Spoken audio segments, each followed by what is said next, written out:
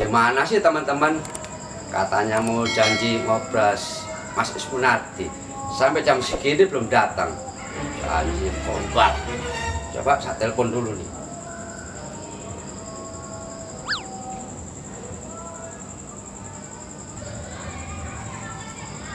Kek, di mana kamu? Aku dari tadi kan ada di Anjungan Riau. Cepetan keburu Mas Is datang ini. Nggak enak, udah janji bis Isa. Iya, aku telepon Rizal ya.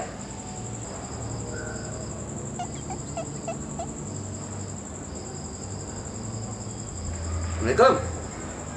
Rizal, gimana kamu? Ah, kamu tadi kemarin juga nggak pernah tepat. Cepetan, keburu Mas Is datang. Tapi jangan lupa bawa kamera, jasan kamu. Itu apa? Baterai dicas yang penuh ya. Jangan kayak kemarin-kemarin di Herman itu.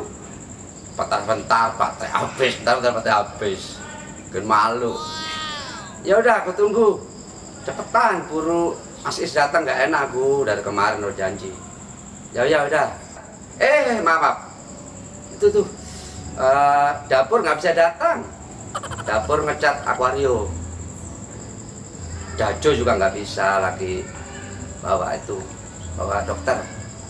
Ada Dajon tuh baru datang kayaknya. Lagi syuting tuh Dajon. Ya, cepat ya, saya tunggu. Ya, makasih Mas Is. Ya, Assalamualaikum.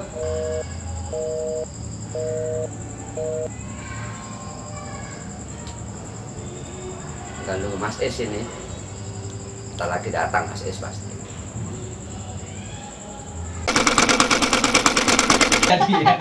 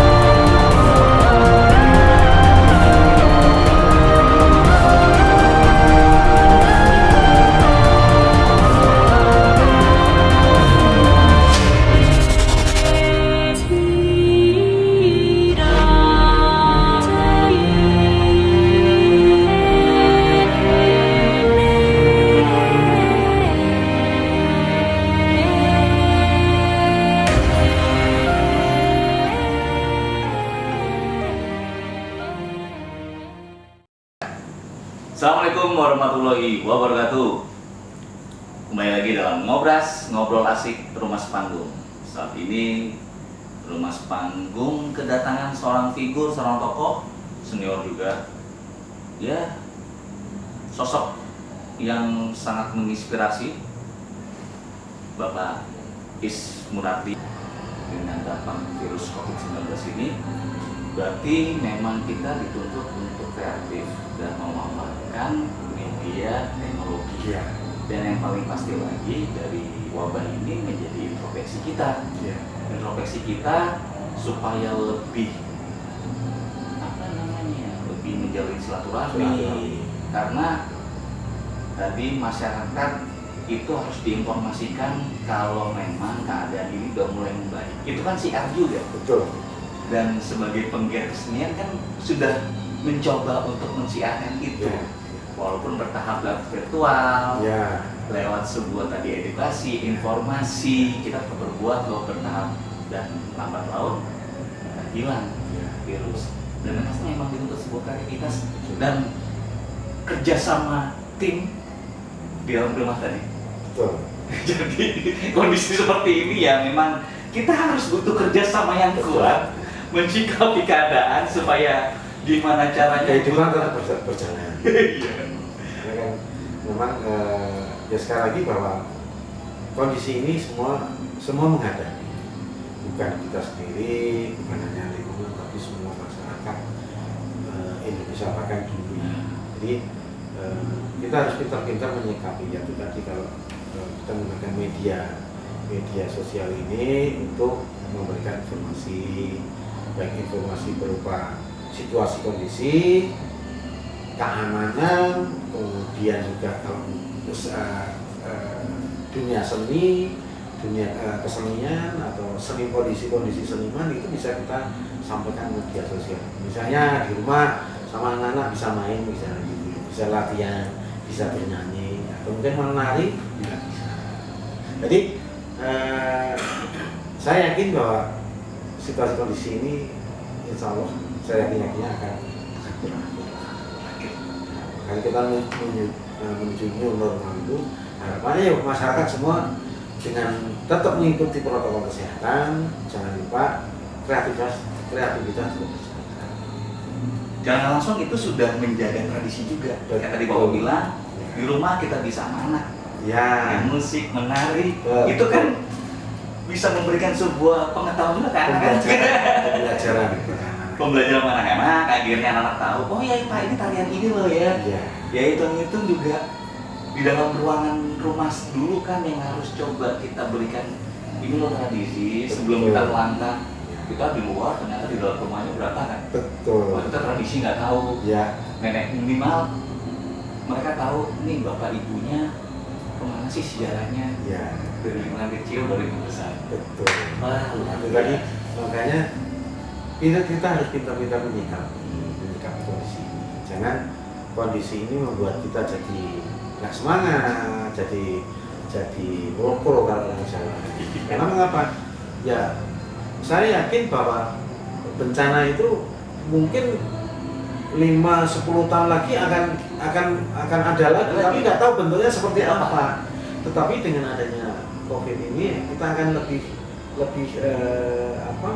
menyadari diri kita sendiri, kekurangan kita mungkin ya, kemudian kekurangan kita misalnya kalau kita awal kita nih biasanya tingginya banyak atau banyak atas kita berkehidupan boros. Nah dengan adanya COVID ini kita mulai menyadari, oh ternyata saya harus berhemat, saya harus menyimpan, kalau tidak menyimpan bukan harta ya bukan harta apalah, pokoknya itu disimpan menyimpan hal yang baik lah. Nah untuk mengantisipasi seandainya ada kejadian yang next kita nggak tahu, ya harapan kita jangan ada kejadian lagi yang separah ini, jangan. Tetap bahwa itu suatu bencana alam pasti ada saja, karena semua kembali kepada Allah. Jadi paling tidak dengan adanya seandainya aja terjadi bencana kita sudah bisa mengantisipasi. Paling kita dari segi ekonomi kita sudah bisa kemudian mempererat persaudaraan, silaturahmi dengan keluarga lebih erat kembali. Kita mungkin juga yang tidak lupa kita lebih dekat lagi sama yang kuasa. Itu nomor satu ditinggalkan, karena walaupun bagaimana kita semua ada karena yang kuasa. Jadi harus dibawa balik. Kamu datang kasih kehidupan, tapi apa kehidupan untuk aku?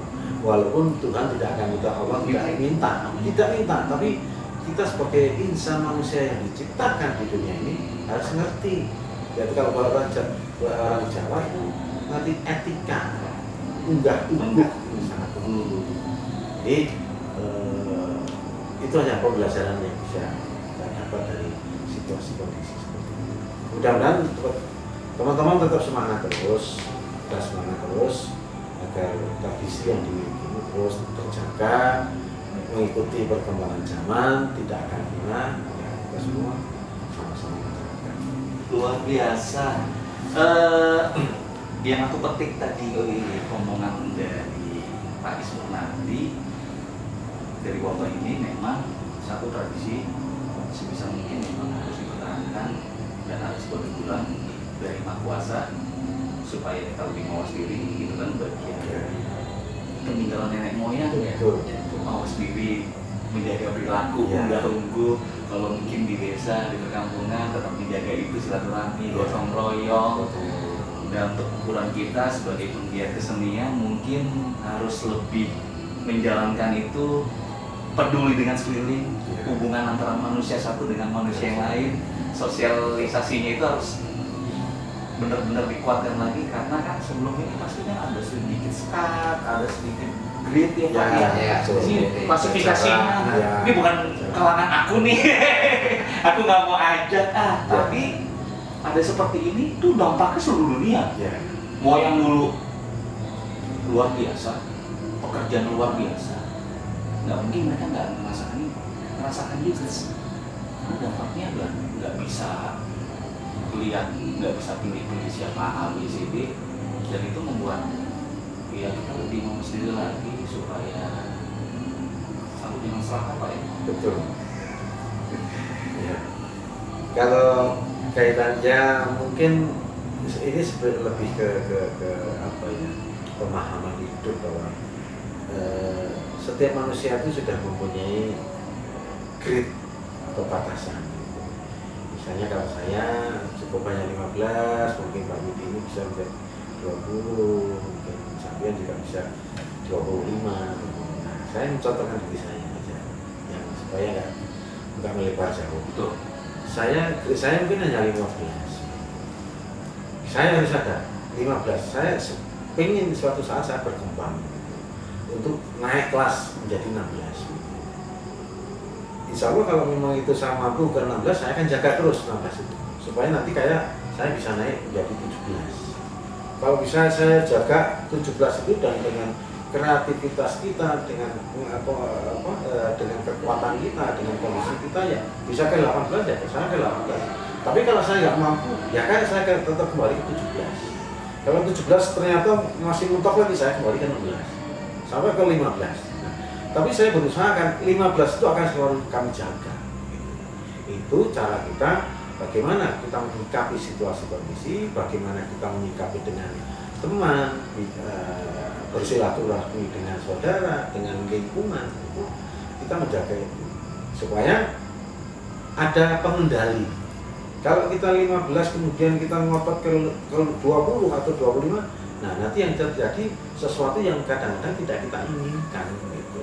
Kita bagaimana bisa ya mohon maaf nih dengan cara yang kurang etika, kita bisa bukan menjatuhkan ya. Nah, kalau bahasa politiknya menjatuhkan orang itu sehingga posisinya dia tak saya ganti. Kemudian kalau itu bisnis ya mungkin itu saya pangkas dulu biar saya bisa masuk. Nah, akhirnya cara-cara yang kurang terpuji itu biasanya suka muncul. Semua dihalalkan tuh Pak. Nah, akhirnya yang haram jadi halal. Yang haramnya susah ya. Apa nggak yang halal aja susah? Akhirnya pemikiran manusia itu seperti itu. Nah, ini yang memang ini saya terapkan kepada diri saya sendiri. Tapi silakan buat teman-teman, para pemirsa yang sepaham mungkin apa yang kami sampaikan itu menjadi pembelajaran, monggo silakan. Kita kembalikan kepada diri kita masing-masing. Karena manusia juga kan mempunyai batas. Tadi Bapak bilang 15, 20, 25 kan sudah bisa mengukur kemampuannya. Betul. Kalau misalkan memang memaksakan sesuatu hal itu berarti mengalahkan segala cara, ya mungkin aku bisa dapat 25. Ya. Mau menjatuhkan mau apa terserah sampean lah, terserah dirimu lah. Sampai 25. Yang penting aku nyampe di situ. Dan Bodoh amat. Ya akhirnya yang terjadi ya ada orang yang teraniaya, Ya. ada yang orang dirugikan, merasa dijatuhkan, Betul. persaingan tidak sehat. Ya. Satu, menjauhkan silaturahmi. Ya. Kedua, sumpah serapah. Ketiga, tidak lama. Betul. Dapatnya cepat. Ya. Iya. Saya juga cepat. Nggak bisa. Ya, itu enggak berkah. Iya.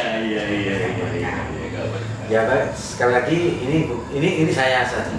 Nah, ini saya terapkan kepada diri saya sendiri itu supaya saya dalam menjalankan hidup itu penuh dengan ketenangan, kedamaian, selalu berpikiran positif.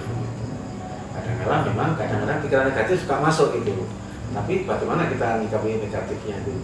Ya, dengan cara ya kita mungkin mentelisir sesuatu yang nantinya akan menjadi kendala dalam hati kita, dalam diri kita. Itu kita hilangkan. Selama itu permasalahan itu, setiap manusia mempunyai permasalahan dengan tingkatan kualitas yang berbeda. Tapi bagaimana dia bisa menyikapi, bisa menghadapi dan bisa memecahkan masalah itu. Jangan kalau bisa nih setiap hari kita mesti punya masalah. Nah, diharapkan ya harusnya kalau misalnya sehari itu ada 5 masalah misalnya, entah itu masalah keuangan, masalah sosial dan sebagainya, itu harus kita selesaikan satu persatu. Walaupun tidak tuntas, tapi paling tidak mengurangi beban pikiran kita. Harus hilang satu.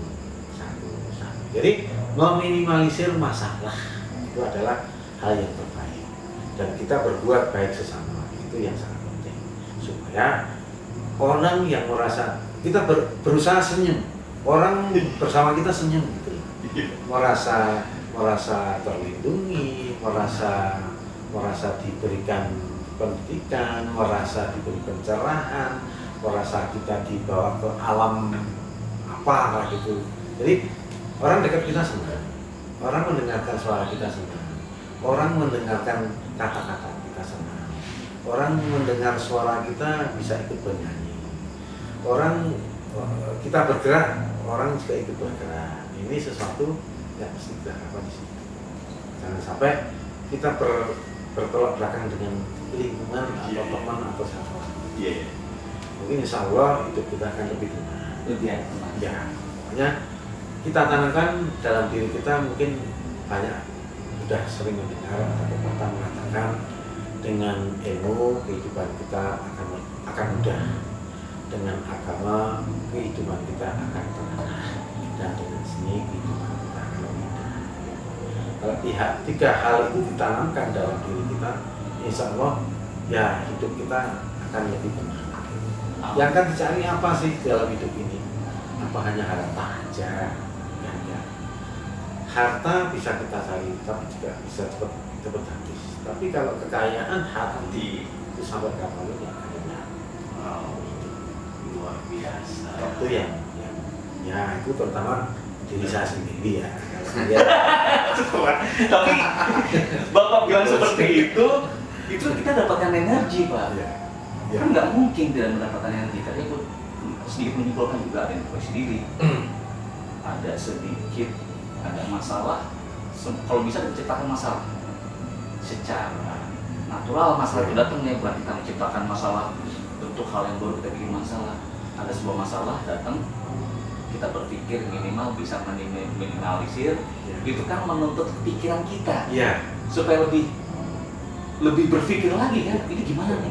Oke, nggak bisa saya maksimalin, minimal 1, 2, 3, 4, 5 masalah yang datang, yang ada sampai 1 pun, tapi bisa mengencing hati, kita istirahat sedikit, memikirkan lagi, mencari solusi. Mungkin tadi Bapak bilang ada senyum ke teman-teman, mau Bapak lagi ada masa senyum, jadi aduh mana? Betul. Wah, dengan senyum Pak Is, aku dapat ide nih. Kayaknya masalah kayak gini, kita nggak tahu dengan energi itu kan. Rasanya dapat mahal.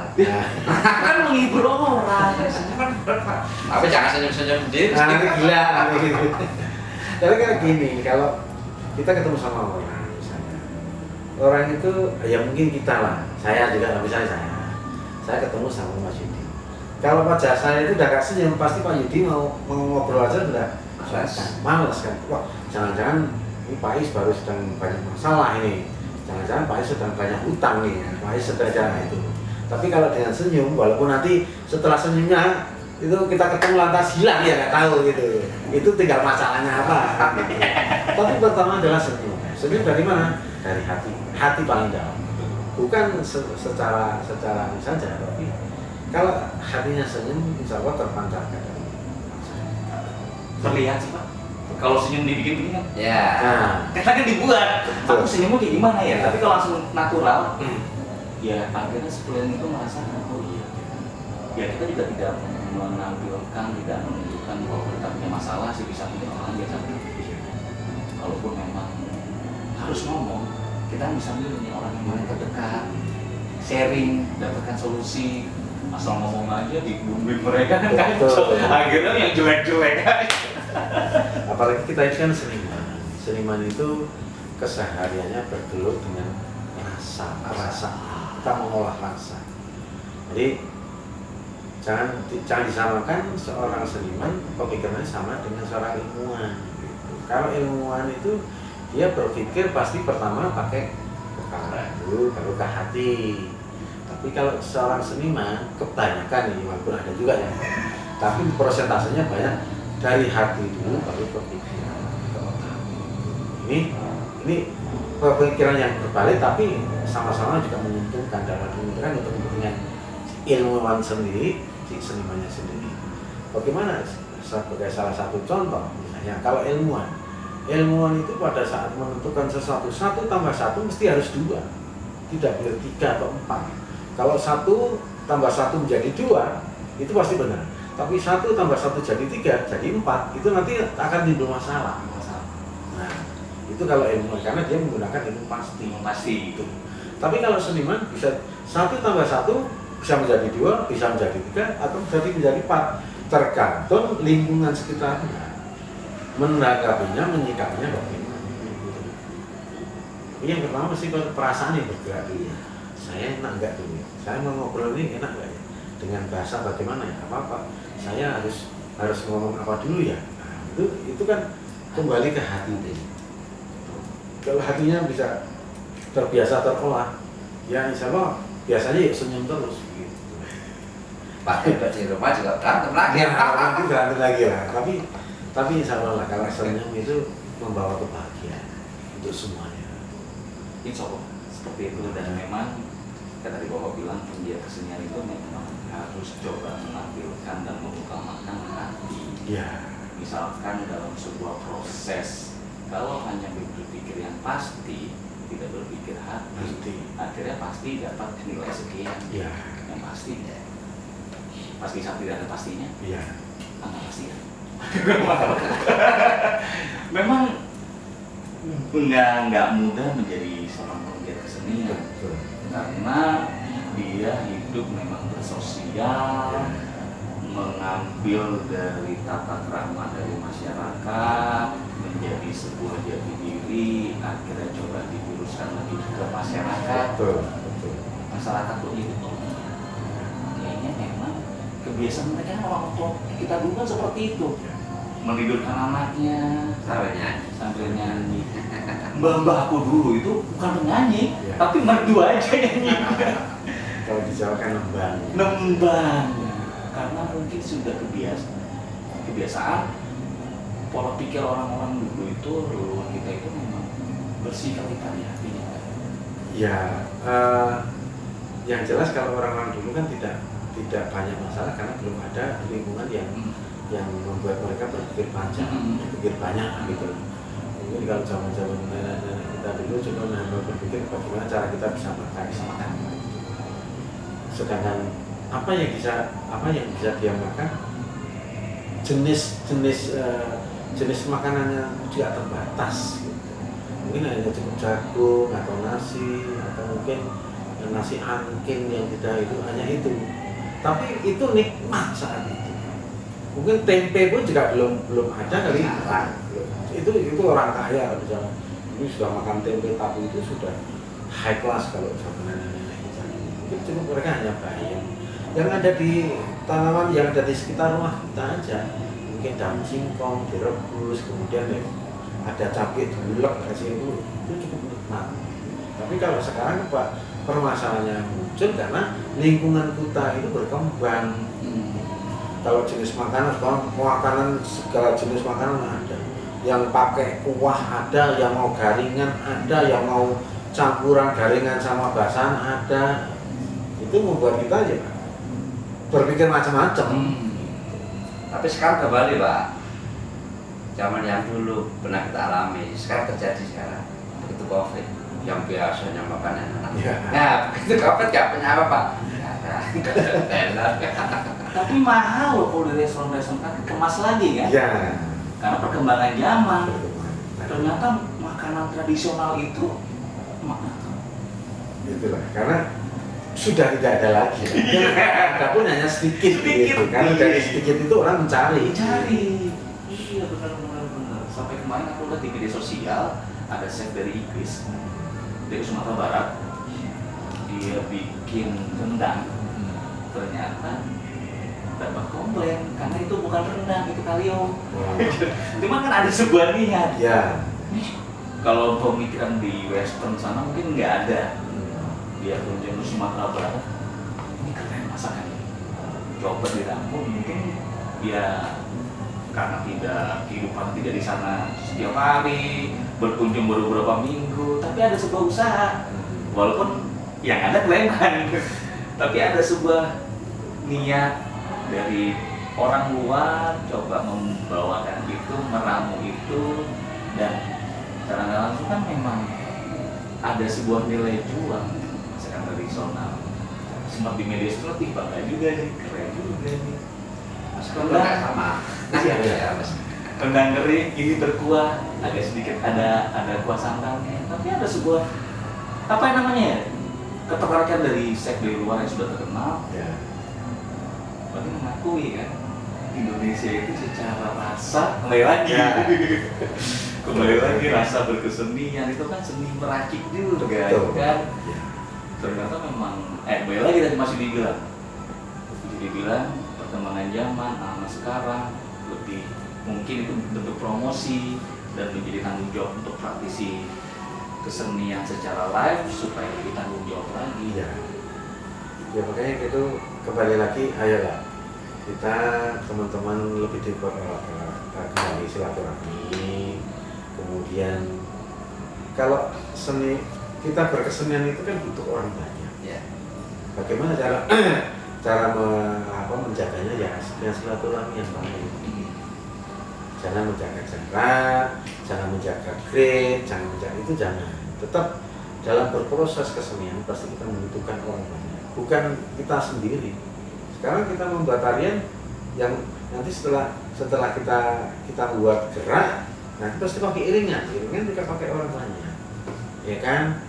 Begitu juga musik kita main biola. Kalau itu sudah menjadi orkestra, pasti tambah ada jenis instrumen yang lain masuk. Nah, itulah dibutuhkan kebersamaan, silaturahmi yang baik, yang selalu harus kita tradisikan kembali gitu. Itu supaya kita harus kuat gitu, menjaga tradisi ini jangan sampai punah. Nah sekarang mau nanya nih Pak, dalam diri Pak Isnu Nardi, rencana paling dekat ini ada nggak kira-kira? Maksudnya dalam kayak aku nih berpikir, Pak, aku mau buat ini ya, walaupun hanya sendiri atau didukung. Manusia itu kan dalam kesenian apa ya? Betul. Pasti ada, walaupun hanya pemikiran. Ya. Apakah ada? Saya sebenarnya kalau tidak COVID ini kemarin pada tanggal 28 Juni kemarin itu kita akan mementaskan konser Saron Jemu kolaborasi terdiri dari sekitar 40 pemain saron. Ya. Kolaborasi dengan musik. Nah, itu kita gelarkan tanggal 28 Juni kemarin. Berapa namanya? Ini kita kerjasama dengan salah satu paguyuban gitu. Karena kondisi ini lantas ya, otomatis proses kemarin pun yang sudah dimulai dari bulan Maret itu otomatis hilang gitu. Tapi tetap ini menjadi program saya sama teman-teman. Insya Allah ya kalau bisa kita laksanakan, kalau kondisinya sudah membaik antara November Desember akan kita jalankan. Amin. Mudah-mudahan doa teman-teman bisa.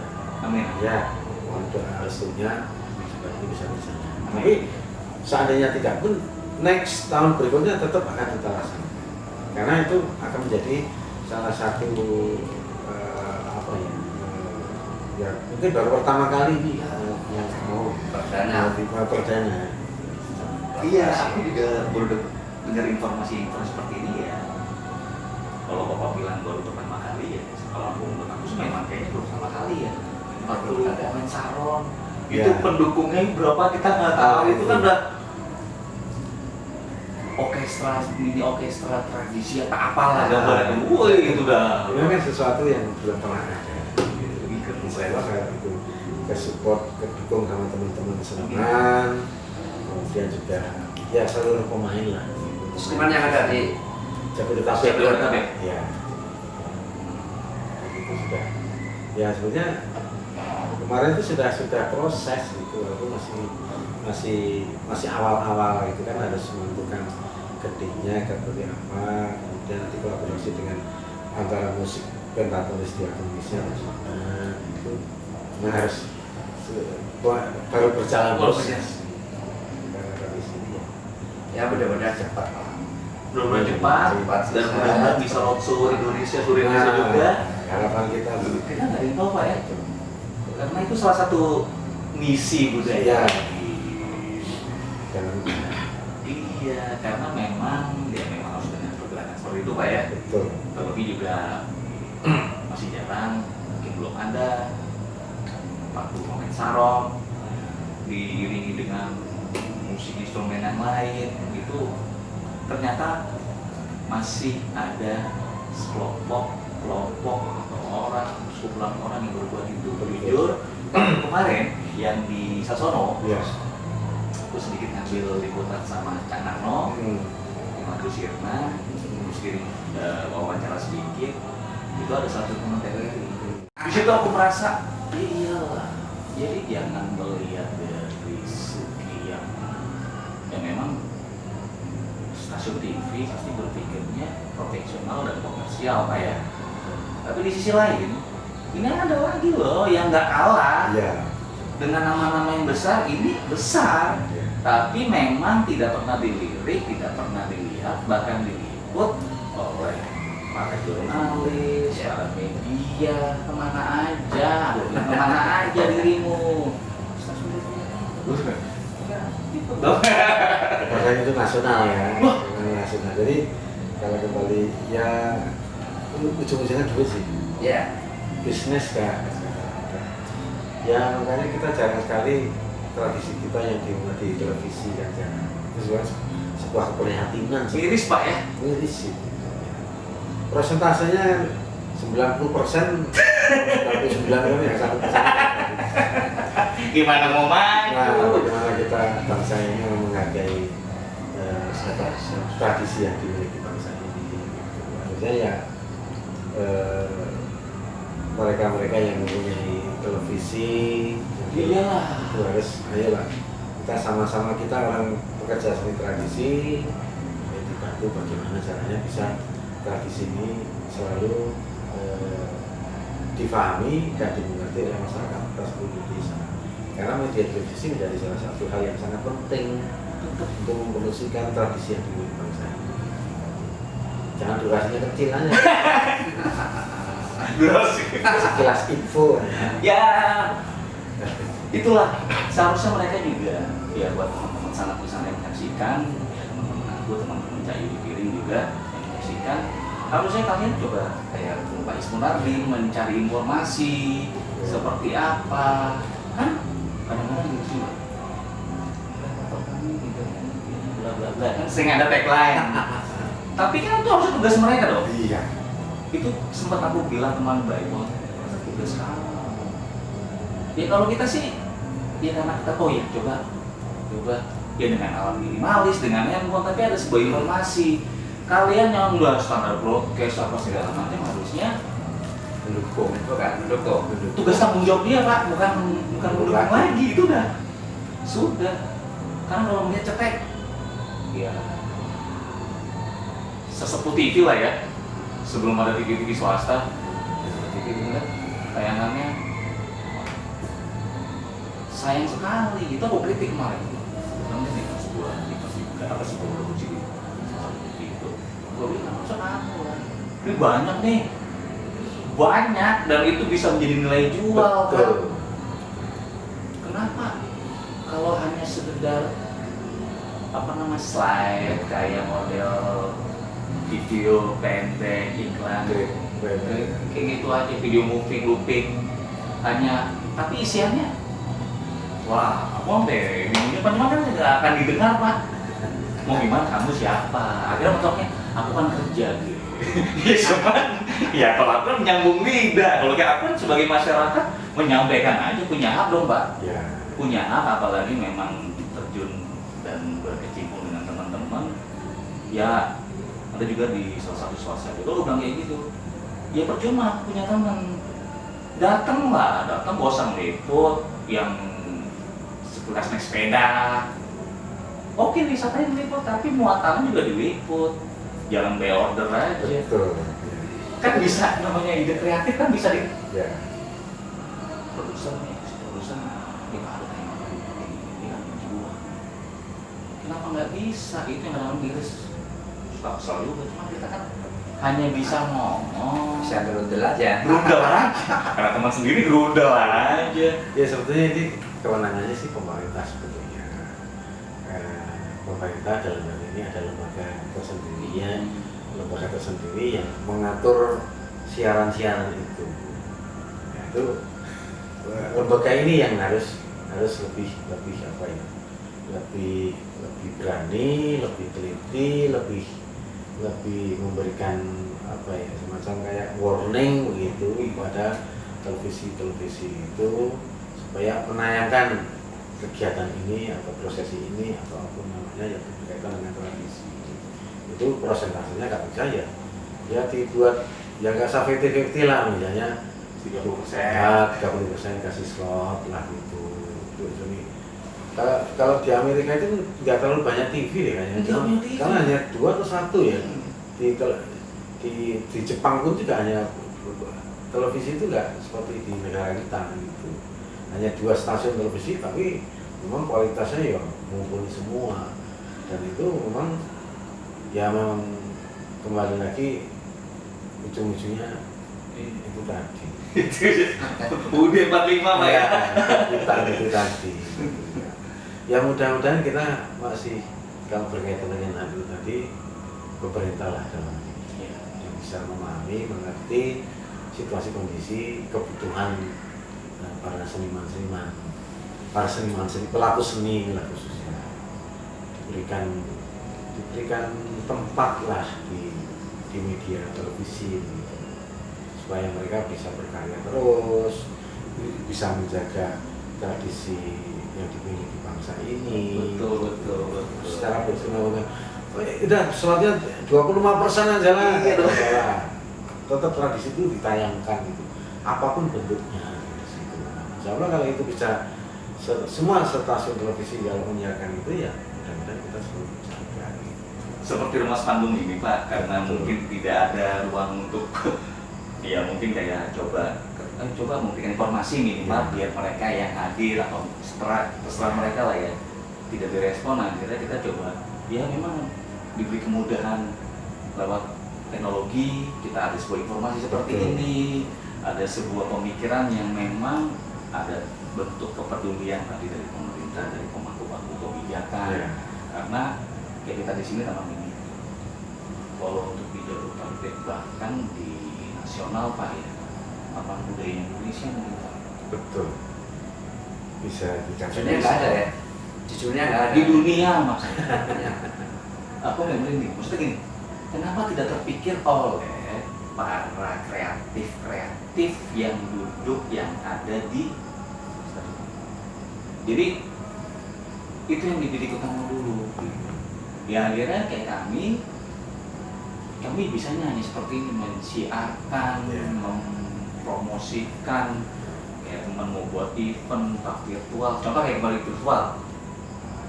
Maksudnya intinya itu, kalau misalkan satu TV ada sebuah workshop, ada sebuah talkshow, itu kan lebih berbobot mungkin Pak ya. Oh ya ternyata sudah diposisikan menjadi sebuah program yang premium, jam tayangnya jam sekian, dan itu menjadi skala prioritas. Akhirnya para penggiat ya nggak ada yang dilirik, aku bikin tutorial sendiri dan segmentednya tertentu. Sebenarnya di tradisi itu mungkin ada di beberapa stasiun televisi, mungkin saya pernah lihat, tapi jam tayangnya udah jam 12 malam. Iya itu kalau premium kan jam 7, jam 9 itu yang nonton mungkin mbak-mbak kita yang Tapi nonton sampai tidur tapi ya gitu. Sebenarnya TV banyak mau deh, ya kan? Tapi kendalanya sponsor. TV itu yang bayar siapa? Sponsor. Kalau nggak ada sponsornya. Ya tapi kan kalau ada kebijakan karena kita juga sih, cuma kita kayak aku sendiri berpikir secara awam, secara bodoh. Kalau memang kan sponsor itu mengikuti. Ya, kalau tayangan itu baik, mendidik, ada yang punya nilai jual mungkin ya kemasannya itu mempunyai nilai jual, biasanya berguna.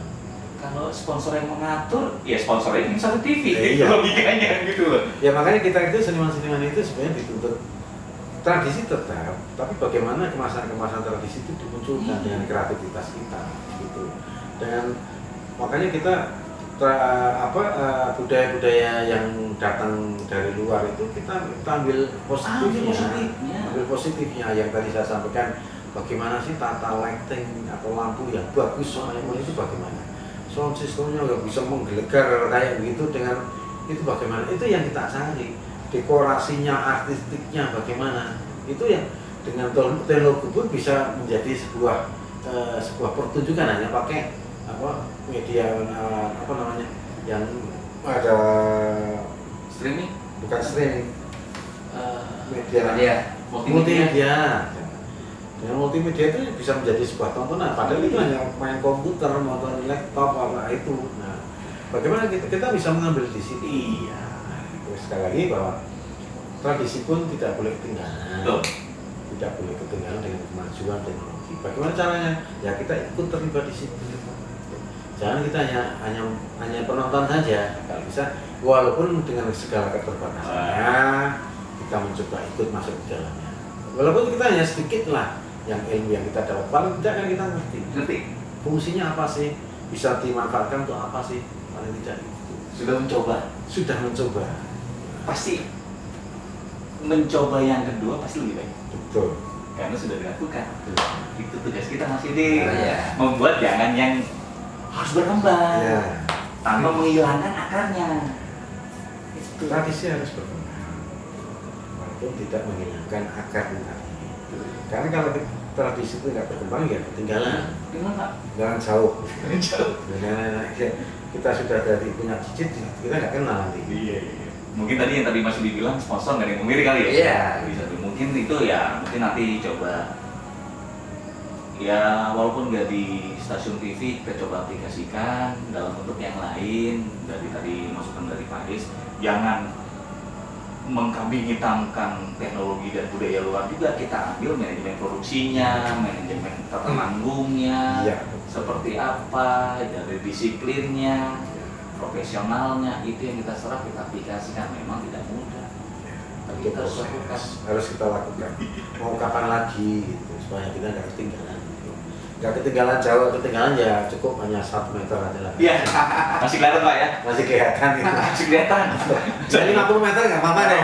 Masih kelihatan juga. Tapi kalau sudah 2 kilo, 2 kilo, 3 kilo dah. Wah, udah nggak kelihatan. Akhirnya Akhirnya ya, nunggu lagi, nggak berbuat, hanya menunggu. Pak Is, terima kasih. Semoga sehat selalu. Amin. Jangan kapok sama kami, Pak Is. Siap, pokoknya siap apa yang bisa kita berikan insya Allah. Jangan lupa kalau ada job ngajak-ngajak. Wah, enggak. Ya. Itu akhirnya kita ngomong ngalor ngidul, ujung-ujungnya jok lagi. Jangan. Kita Jangan kreatif menolak dulu. gitu ya. Jangan menolak gitu. Ya.